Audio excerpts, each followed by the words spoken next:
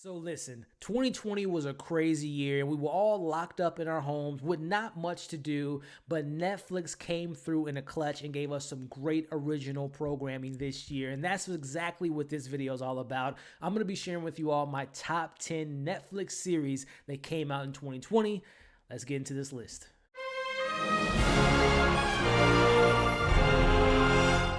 Hey, what's up everybody, and welcome back to my channel, Movie Files. Elliot here today to share with you all my top 10 Netflix series that came out in 2020. So many great shows. I am so excited to show you all what shows made my top 10. But before we dive into my list, as you can see on the screen now, make sure you're following me on all my other social media accounts like Facebook, Instagram, and Twitter, which you can find all those links in the description below. If you are new to this channel, welcome to the community. Consider subscribing and hitting that notification bell. That way you can get the alert when I drop new videos.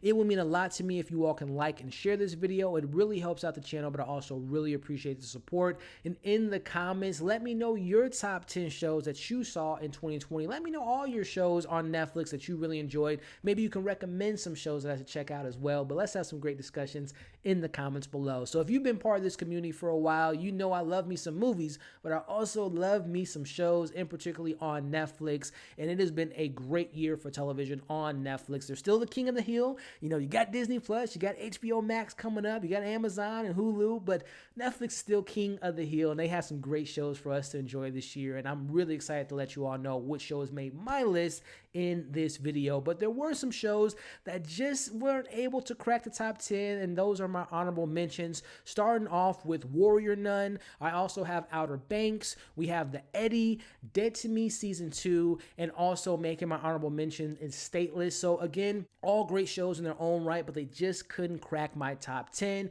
But speaking of top 10, I am ready to share with you all the top 10 list, starting off with number 10, and that is Ju-On: The Origins, based on The Grudge. Listen, this was better than any Grudge movie, Americanized Grudge movie that I've seen personally. This show was scary. It had stakes. It's about 6 episodes, 26 to 30 minutes long. It's a quick, easy binge. I shouldn't say easy because it's a scary binge. This was one of the scariest shows I've seen this year. There is a particular scene in this series that was one of the most disturbing things I've ever seen. And I've seen a lot of disturbing things in movies and shows growing up in horror. It was that type of show. It was that type of episode, and I love this show. Again, it is better than any American version of The Grudge that I've seen, and I recommend you all check out Ju-On: The Origins, which comes in at number 10. Moving on to number 9, we have I'm Not Okay With This, which was a great coming-of-age story based upon a comic book. It stars Sophia Lilith and Wyatt Olaf. It unfortunately got canceled for season 2, but season 1 was great. Again, this is another easy binge. It's 7 episodes, 19 to 26 minutes long. It's a great story. It's a lot of great surprises, and I recommend you all check it out. Again, that is I Am Not Okay With This, coming in at number 9. Going on to my number 8, we have The Midnight Gospel, an adult animated comedy created by the same creators behind Adventure Times, and it is based upon a real podcast. And the show and the podcast covers topics like love, covers things like life, death, what's the meaning of life, all while being under the influence. Listen, I don't watch a lot of animated shows. I know there's some great ones out there, Rick and Morty, Bob's Burger. I used to watch, South Park and Family Guy back in the day, but I just don't watch that many animated shows. But this one, for whatever reason, just clicked with me. 8 episodes, 20 to 36 minutes long. It's a thought-provoking show. It's super funny, and it's very emotional as well. So I really enjoyed The Midnight Gospel, and that comes in at number 8.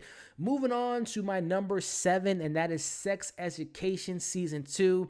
We got Otis, we got Eric, we got Mev, and we got the whole damn crew coming back from Moordale High for a season 2. This is such a great show. It's another great coming-of-age story. It has great characters. It's really well written. I can't wait to see what they do with season 3.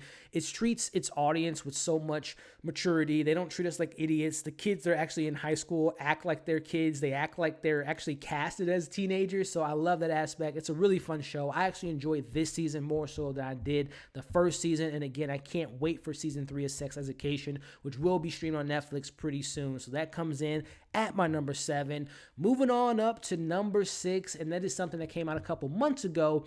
and that is Paranormal. This is an Egyptian supernatural horror drama, and one of the big surprises for me this year. Our main character, Rafat, was incredible. His love story. The show has mummies, it has ghosts, it's and so much more, and it tackles childhood drama and childhood trauma so well. And each episode was better than the last, and the finale in Paranormal was one of the best episodes of TV I've seen this year. It was an incredible show, so well written. I can't recommend it enough for my horror supernatural fans out there. Paranormal, an Egyptian horror supernatural drama, comes in at my number 6, and I really recommend you all give that show a watch. So before we jump into my top 5, if you all have not already, make sure to like this video, share this video, leave your list in the comments below, and of course subscribe to the channel and hit the notification bell. That way you don't miss any of my TV reviews, movie reviews, live streams, all the fun things we do on this channel. So cracking my top 5, coming in at number 5,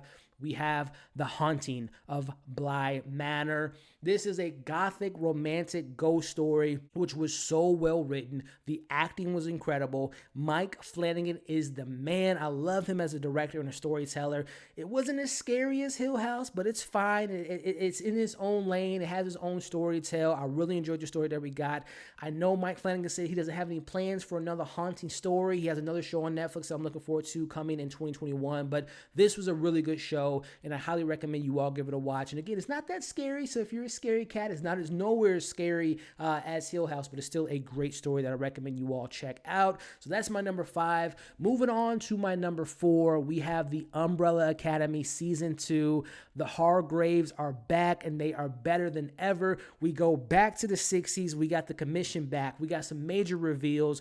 We have all my favorite characters back. We have such great story in this Season 2 of Umbrella Academy. We have such great character development. We have characters that I thought were just fine in Season 1, like Diego, for example, but even Diego took like 10 steps forward for me. This was such a great season of the Umbrella Academy, and I'm telling you all, it handles time travel so well. It's a great comedy. It's a great family drama. I cannot wait to see what we get with Season 3. I love 5. That's my favorite character. I can't wait to see what he gets himself all entangled into, especially after that finale, and learning about a particular other group of people that I won't spoil for those that haven't seen this. But the Umbrella Academy Season 2 was a fantastic season, and again, I cannot wait to see what they have up their sleeves for Season 3. Speaking of 3, coming in at number 3 on my list, one of the biggest hit surprises of 2020 for me, and that is The Queens Gambit, another great coming-of-age story with incredible performances, highlighted by the incredible Anya Taylor-Joy as Beth,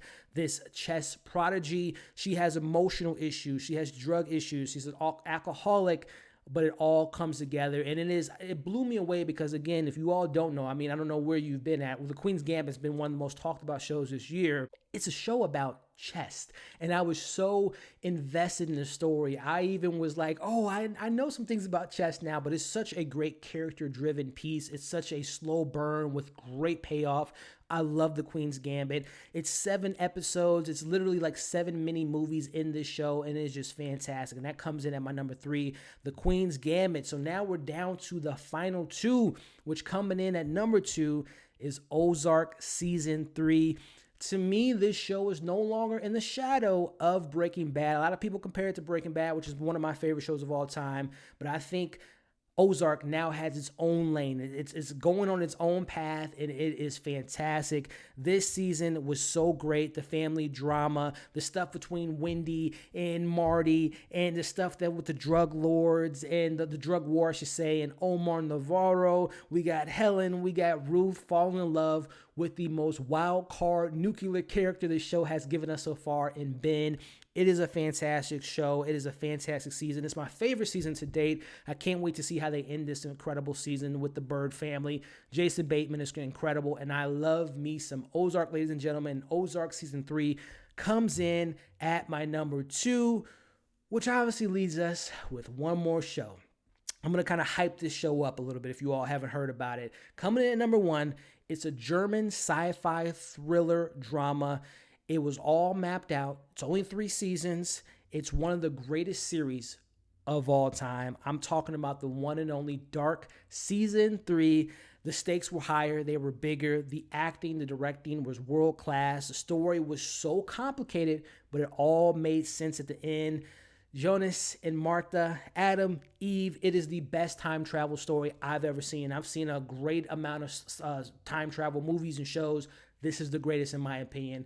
If you all have not given Dark a chance because it's German, it's in subtitles, you're missing out on one of the greatest shows ever done. Season 1 is fantastic. Season 3 is fantastic. I'm sorry, season 2 is fantastic. And season 3 wraps it all up so perfectly. I cannot recommend it enough. I did a live stream with some great friends of mine. We did like almost a 3-hour live stream talking about the whole series. It's such a fantastic show. And again, please do not let the subtitles discourage you of missing out on one of the greatest stories ever told. I'm telling you all, I'm not just saying that just because I love it and I'm a big fan. I really mean it. It's one of the greatest shows ever made.